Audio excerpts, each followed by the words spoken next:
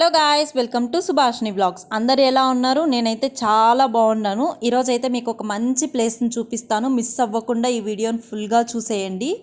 అదేంటంటే ఒక మంచి లేక్ వ్యూ పాయింట్ అనమాట. చాలా బాగుంటుంది ఆ ప్లేస్ అయితే. ఫస్ట్ అయితే అక్కడికి వెళ్ళంగానే నాకు ఆవు కనిపించింది. సో ఫస్ట్ దాని క్లిప్ అయితే తీసుకున్నాను. సో అది దేవతతో సమానం కాబట్టి ఫస్ట్ దాని క్లిప్ తీసుకున్నాను. ఇక్కడ లేక్ వ్యూ పాయింట్ అని చెప్పాను కదా, ఇక్కడ లేక్లో మొత్తం ఫిషెస్సే ఉంటాయి. చాలా బాగుంటాయి. చూసారా, బొరుగులు వేస్తే ఫిషెస్ వచ్చి తింటాయి. మనకి బాగా కనిపిస్తాయి ఫిషెస్. కనిపిస్తున్నాయా మీకు?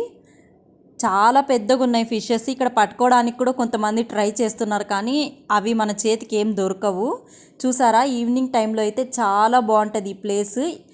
మనలాగే ఇక్కడ చాలామంది వచ్చి టైం స్పెండ్ చేస్తారు వాళ్ళ పిల్లలతోటి, వాళ్ళ ఫ్యామిలీతోటి. అలా సాటర్డే సండే హాలిడేస్ టైమ్స్లో అయితే చాలా బాగుంటుంది. మీరు ఇంతవరకు చూడనట్టయితే ఖచ్చితంగా ఒకసారి వెళ్ళి అయితే విజిట్ చేయండి. ఇక్కడ స్ట్రీట్ ఫుడ్ కూడా దొరుకుతుంది. ఇలా లెమన్ సోడా అంటూ, ఇంకా sweet corns, ice creams, coconuts, బొరుగులు అన్నీ దొరుకుతాయి. మేమైతే బొరుగులు ఆర్డర్ ఇచ్చి చేయించుకున్నాం.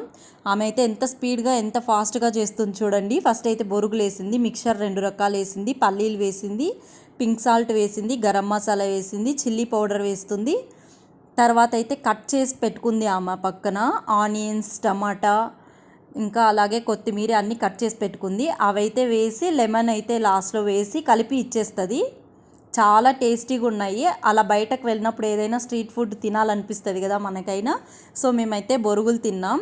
ఇంకా ఇక్కడ పిల్లలు ఆడుకోవడానికి చాలా ప్లే ఏరియాస్ ఉన్నాయని చెప్పా కదా. ఇలా జంపింగ్ ఉంది, ఇంకా పక్కన జిమ్ లాగా ఉంది, అంటే ఎక్సర్సైజ్ ఏరియా ఉంది. చూసారా, ఎవరైనా అబ్బాయిలు వెళ్తే ఎక్సర్సైజులు కూడా చేసుకోవచ్చు. ఇంకా ఇక్కడ వాకింగ్ ఏరియా అయితే చాలానే ఉంది.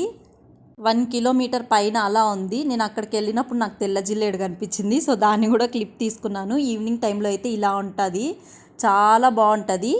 ఇంతకీ ఇదేంటి అని చెప్పలేదు కదా, ఇదైతే అమీన్పూర్ లేక్.